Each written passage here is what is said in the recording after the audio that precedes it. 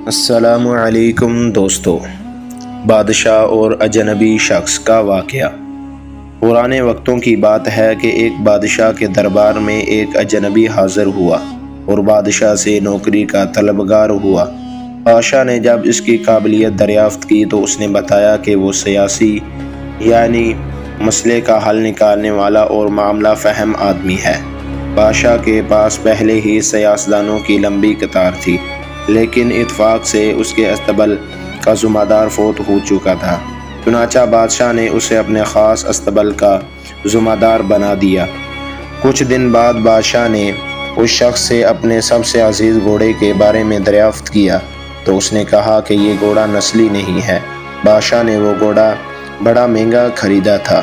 چنانچہ بادشاہ نے اس شخص کو حاضر کرنے کا حکم صادر کیا جو دور کہیں جنگل میں گھوڑے بیچنے کا کاروبار کرتا تھا۔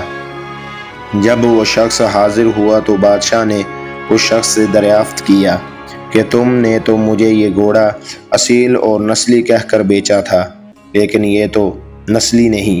اس شخص نے جواب دیا کہ بادشاہ سلامت، گھوڑا ہے تو نسلی، لیکن اس کی پیدائش کے وقت اس کی ماں مر گئی تھی۔ چنانچہ یہ گھوڑا ایک گائے کا دودھ پی کر اور اسی گائے کے زیر سایہ پلا ہے اور بچپن اس نے گائے کے ساتھ ہی گزارا ہے۔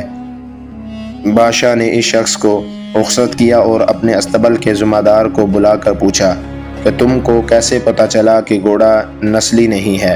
اس نے جواب دیا کہ گھوڑا جب گھاس کھاتا ہے تو سر نیچے کر کے گائیوں کی طرح گھاس کھاتا ہے، جبکہ نسلی گھوڑا گھاس منہ میں لے کر سر اٹھا لیتا ہے۔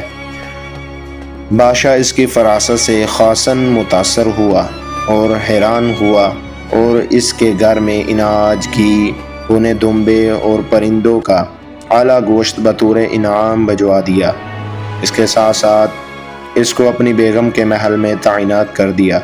کچھ عرصہ گزرنے کے بعد اس نے اپنے مصاحب سے اپنی بیگم کے بارے میں رائے مانگی تو اس نے جواب دیا کہ اس کے طور اطوار تو ملکہ جیسے ہیں لیکن شہزادی نہیں ہے۔ یہ سن کر بادشاہ کے پیروں تلے سے زمین نکل گئی، کیونکہ اس کی بیوی ایک بادشاہ کی بیٹی تھی۔ بادشاہ نے اپنے حواس درست کیے اور اپنی ساس کو بلاوا بھیجا اور معاملہ اس کے گوش گزار کیا۔ بادشاہ کی ساس نے اسے جواب دیا کہ حقیقت یہ ہے کہ تمہارے باپ نے میرے میاں سے ہماری بیٹی کی پیدائش پر ہی اس کا رشتہ مانگ لیا تھا، لیکن ہماری بیٹی 6 ماہ کی عمر میں فوت ہو گئی۔ چنانچہ ہم نے تمہاری بادشاہ سے قریبی تعلقات قائم کرنے کے واسطے اس بچے کو اپنی بیٹی بنا لیا اور اس کی پرورش کر کے تمہارے ساتھ اس کی شادی کر دی۔ بادشاہ نے مصاحب سے دریافت کیا کہ تم کو کیسے پتہ چلا کہ میری بیوی شہزادی نہیں ہے؟ اس نے کہا کہ اس کا سلوک خادموں کے ساتھ ٹھیک نہیں اور بادشاہ اس طرح نہیں کرتے۔ بادشاہ اپنے مصاحب کی فراست سے مزید متاثر ہوا اور بہت سارا اناج، بھیڑ بکریاں بطور انعام اس مصاحب کو دی اور اس کے ساتھ ساتھ اسے اپنے دربار میں متعین کر دیا۔ کچھ عرصہ گزرنے کے بعد اس نے اپنے اس مصاحب کو اپنے بارے میں دریافت کرنے کے لیے کہا۔ مصاحب نے کہا کہ اگر جان کی ایمان پاؤں تو عرض کروں۔ بادشاہ نے اس سے جان کی ایمان کا وعدہ کیا تو اس نے کہا کہ تم ہو تو بادشاہ، لیکن نہ تم بادشاہ کے بچے ہو، نہ تو تمہارا چال چلن بادشاہ جیسا ہے۔ یہ سن کر بادشاہ کے پاؤں تلے زمین نکل گئی۔ جان کی ایمان کا وعدہ پہلے ہی دے چکا تھا۔ چنانچہ وہ اس سوال کو بھی سلجھانے کے لیے اپنی والدہ کے محل جا پہنچا تاکہ پتہ چلے کہ ماجرا کیا ہے۔ اس کی والدہ نے اس کی بات سن کر کہا، ہاں تم بادشاہ کے بیٹے نہیں بلکہ ایک چرواہے کے بیٹے ہو۔ بادشاہ نے مصاحب کو بلایا اور اس سے پوچھا کہ تمہیں کیسے پتہ چلا کہ میں بادشاہ کا بیٹا نہیں ہوں؟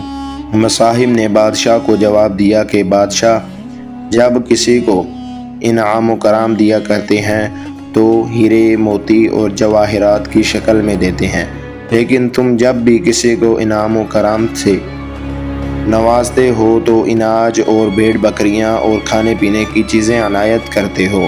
یہ اسلوب کسی بادشاہ کے بیٹے کے نہیں بلکہ کسی چرواہے کے بیٹے کا ہی ہو سکتا ہے۔ ایسی مزید ویڈیوز دیکھنے کے لیے ہمارے چینل کو سبسکرائب کریں اور لائک اور فالو کریں۔